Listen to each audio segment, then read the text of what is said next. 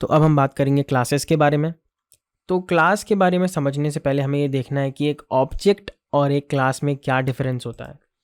तो मैं ये क्यों बता रहा हूँ, क्योंकि एक क्लास जो होती है, आप कह सकते हैं क्लास एक ब्लूप्रिंट है, यानी कि ब्लूप्रिंट मतलब एक प्रोटोटाइप है किसी भी ऑब्जेक्ट के लिए। ठीक है, तो एक जो भी ऑब्जेक्ट के है उसका एक ब्लूप्रिंट होता है क्लास। अब क्लास में आप कुछ मेंबर्स डिफाइन करते हैं, जैसे अभी तक हमने देखा है कुछ फंक्शन बनाना या वरना कोई वेरिएबल डिक्लेयर करना या उसकी वैल्यू इनिशियलाइज करना। तो ये सब वगैरह वगैरह एक क्लास के अंदर हम अगर लिखें तो हम कहेंगे वो क्लास के मेंबर हैं।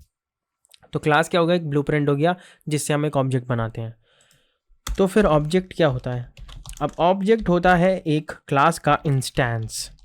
ठीक है, तो क्लास होती है एक ब्लूप्रिंट यानी कि प्रोटोटाइप, और ऑब्जेक्ट होता है क्लास का इंस्टेंस। तो ये इनका कोरिलेशन है। अब बाकी की चीज़ें हम समझ सकते हैं कि क्लास और ऑब्जेक्ट का डिफरेंस जो है कि क्लास एक लॉजिकल एंटिटी है। लॉजिकल एंटिटी मतलब क्लास कोई मेमोरी नहीं लेता आपके किसी भी प्रोग्राम में। क्लास है, बस वो एग्जिस्ट करता है, पर वो कोई मेमोरी नहीं लेता आई मीन। और दूसरी बात क्लास के बारे में ये है कि क्लासेस जो होती हैं वो आप एक ही बार बनाते हो, कोई भी एक क्लास आप एक ही बार बनाते हो, पर ऑब्जेक्ट आप कितनी भी बार बना सकते हो किसी भी क्लास का। तो ये हुआ कुछ डिफरेंस क्लास और ऑब्जेक्ट में। और ऑब्जेक्ट एक फिजिकल आप कह सकते हो एंटिटी है। फिजिकल एंटिटी ऐसा नहीं कि आप छू सकते हो उसे, पर physical entity in the sense of programming language कि वो एक मेमोरी एलोकेट करता है अपने आप के लिए। जब भी हम एक ऑब्जेक्ट बनाते हैं तो कुछ मेमोरी एलोकेट होती है उसके लिए, पर जब भी हम एक क्लास बनाते हैं तो कोई मेमोरी नहीं होती। तो अब हम देखेंगे क्लास पहले बनाते कैसे हैं। तो क्लास बनाने के लिए सबसे पहले आप लिखते हैं क्लास कीवर्ड, और इसमें ध्यान देना कि सी स्मॉल लेटर में होता है। तो क्लास एक कीवर्ड है। तो क्लास कीवर्ड हमने लिखने के बाद हम लिखते हैं क्लास का नाम। तो लिख सकता हूँ मैं पर्सन, क्लास का नाम है, क्योंकि क्या है कि ऑब्जेक्ट ओरिएंटेड प्रोग्रामिंग लैंग्वेज है तो हम रियल लाइफ सिनेरियो ले सकते हैं। तो अभी मैं बताऊंगा कि मैं पर्सन क्यों लिया।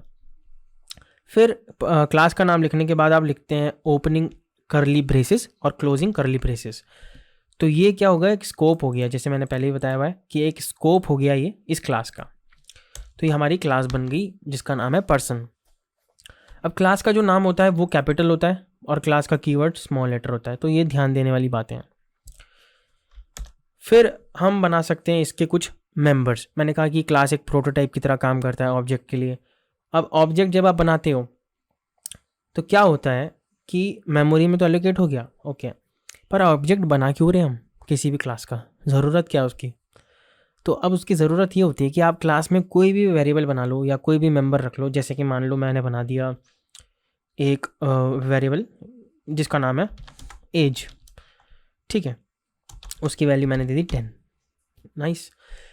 अब मुझे इस एज को एक्सेस करना है ना अगर कहीं भी अपने प्रोग्राम में, तो मुझे उसका पहले इस क्लास का एक ऑब्जेक्ट बनाना पड़ेगा। तो ऑब्जेक्ट बनाना इसलिए है अगर आपको किसी भी क्लास की कोई वैल्यू यूज़ करनी है, हम तभी किसी क्लास का ऑब्जेक्ट बनाते हैं जब भी हमें उसके मेंबर को एक्सेस करना होता है।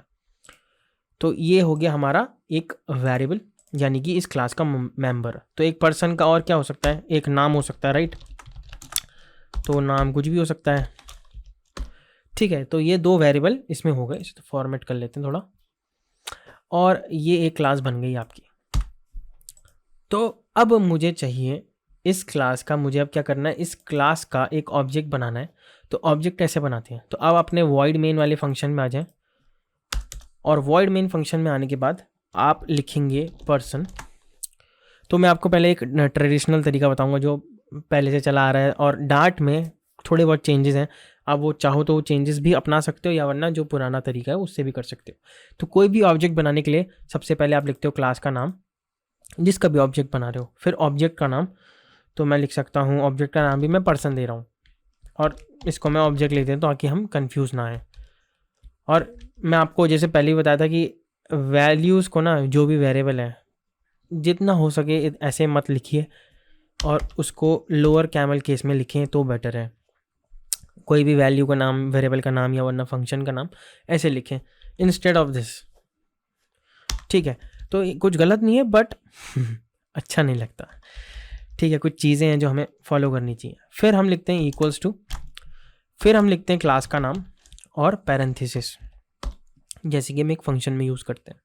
तो ये जो लाइन है ये क्या है, ये एक क्लास का ऑब्जेक्ट बनाया आपने, पर्सन ऑब्जेक्ट। तो जो ट्रेडिशनल वे था उसमें क्या होता था, आप न्यू कीवर्ड का यूज़ लिखते थे। अगर आप जावा से आए हैं या कोई भी दूसरी ऑब्जेक्ट ओरिएंटेड लैंग्वेज से आए हैं तो आपने देखा होगा कि न्यू कीवर्ड का हम इस्तेमाल करते थे। तो ये एक ऑब्जेक्ट बना लेता है उसका। तो अब मुझे मैंने एक ऑब्जेक्ट बना लिया है, अब मुझे कुछ वैल्यू प्रिंट करानी है, ठीक है, इस क्लास के अंदर। तो क्लास का नाम है पर्सन। अब मुझे जानना है कि इस पर्सन का ना यार एक एज और नाम प्रिंट कराना है। तो मैं क्या करूँगा, प्रिंट पर्सन ऑब्जेक्ट डॉट, अब क्या है, डॉट ऑपरेटर है। डॉट ऑपरेटर से क्या होगा कि मैं उसके मेंबर्स को एक्सेस कर सकता हूँ। नेम, फिर मैं एक एज को भी कर देता हूँ यहाँ पे और मैं इसे रन कर देता हूँ। अभी एज थोड़ी दिक्कत देने वाला है, शायद नहीं दी, बहुत बेहतरीन। अच्छा ये ऊपर का लूप हटा दीजिए। मैंने क्यों बोला शायद, क्योंकि ये था, मैं एक्चुअली कंफ्यूज हो गया था एक फ्लटर के विजेट में जिसके हम ऊपर आएंगे बाद में, और मैं आपको बताऊंगा ये एरर उस दिन तो वो जो विजेट है उसका नाम टेक्स्ट है, और अगर आप कोई भी इंटीजर वैल्यू उसमें डालोगे ना ऐसे, तो वो एरर थ्रो करता है, जो कि हम देखेंगे किसी दिन। तो और अब हमारे पास आ गया एक ऑब्जेक्ट, और हमने उस ऑब्जेक्ट का नाम और एक एज प्रिंट करवा दी। तो ये हमारा एक बहुत बेसिक है, क्लास बनाना और उसका ऑब्जेक्ट बनाना। तो class is again a blueprint and object is a instance of a class.